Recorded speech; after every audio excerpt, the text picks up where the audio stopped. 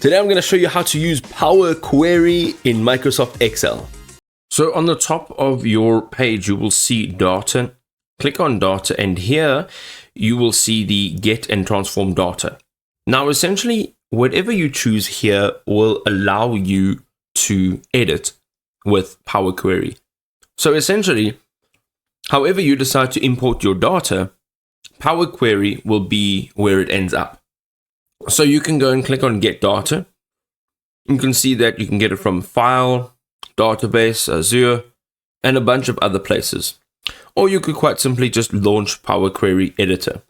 Now, before we do anything, I would like to import some data. You can even use text or a CSV, but I'm going to do it from a web.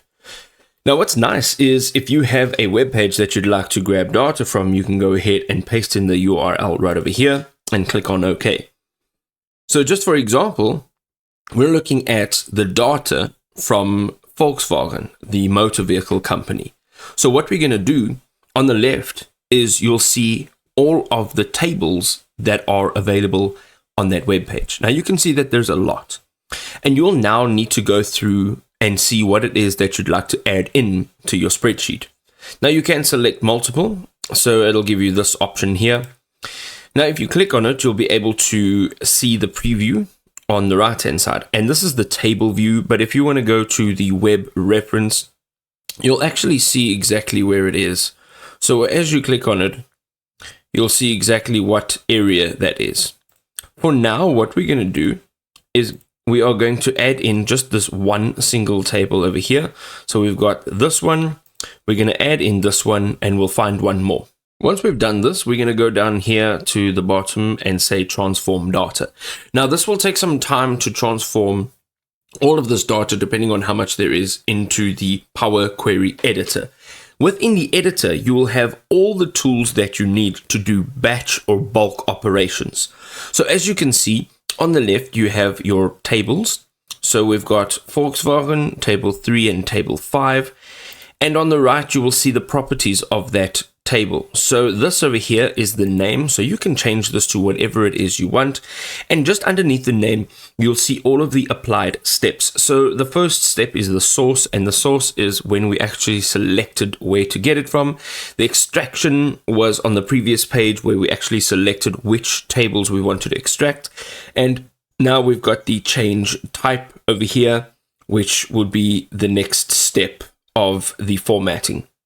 Now, every column that you see, every row that you see, you can go and change all of the details. So if you double click on the columns, you can actually add in a different name for that column. You can see that it has a drop down, so you can change the way this drop down works. And then if you're going up, and let's say you're selecting column 2, you're going to go, let's say we're going to select column 1. You can go up to the top here, make sure that you're on the home tab, and here you can remove this column. So if you click on remove columns, you can either remove the selected column or remove the columns that are not selected. Once you've done that, you will see this is what it looks like. Now, if you'd like to make any other changes, all you'd have to do simply is select your column or select a cell and make the changes right over here at the top. So whatever it is, you're going to go ahead and change whatever details over here, and it'll all be applied to the applied steps. Now, if you'd like to change something that you've already done, all you have to do is click on the X over here. Now that this is done, we are going to now import it into our spreadsheet. On the top left, you'll see close and load. We are going to say close and load. It is now going to close. It's going to open up into this spreadsheet over here. And you'll have to give it some time to populate, but eventually all the data will come into the spreadsheet in a table.